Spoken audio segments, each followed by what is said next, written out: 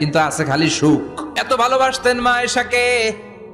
মা আয়েশা গ্লাসের যেই জায়গা দিয়ে পানি খেতেন, বিশ্বনবী ওই জায়গায় মুখ লাগিয়ে পানি খেত। মা আয়েশা গোশতকে হাড্ডি ফেলে দিলে বিশ্বনবী ওই হাড্ডিটা নিয়ে চষতে শুরু করে দিত। এক বালতি থেকে পানি নিয়ে দুইজনে গোসল করত। আবার বিশ্বনবীর সাথে সাথে মাঝে মাঝে বায়না ধরতো, মাঝে মাঝে রাগও করতো। বিশ্বনবী বলেন, আয়েশা কখন তুমি রাগ করো, কখন তুমি আমারে ভালোবাসো আমি বুঝি। মা আয়েশা বললেন, কেমনে বোঝেন? বিশ্বনবী বললেন, যখন তুমি রাগ করো তখন নামাজের পরে দোয়ার মধ্যে বলো, ও ইব্রাহিম আলাইহিস সালামের আল্লাহ, আপনি আমার উপর দয়া করেন। তার মানে তুমি রাগ করে আছো, আমার নাম নাও নাই। আর যখন আমার উপর খুশি থাকো নামাজের পরে দোয়াতে বলো, মুহাম্মদ সাল্লাল্লাহু আলাইহি ওয়াসাল্লামের আল্লাহ, আপনি আমাদের উপর রহমত করেন। তার মানে খুশির সময় তুমি আমার নাম নাও, রেগে গেলে অন্য নবী দেয়া দোয়া সাইরা দাও, রেগে গেলে আমার নামটা নাও না। মা এসে বলে, নবী গো, আমি তো শুধু নামটাই মুখ দিয়ে নেই না, কিন্তু কলিজা থেকে তো আপনারে বাদ দিতে পারি না।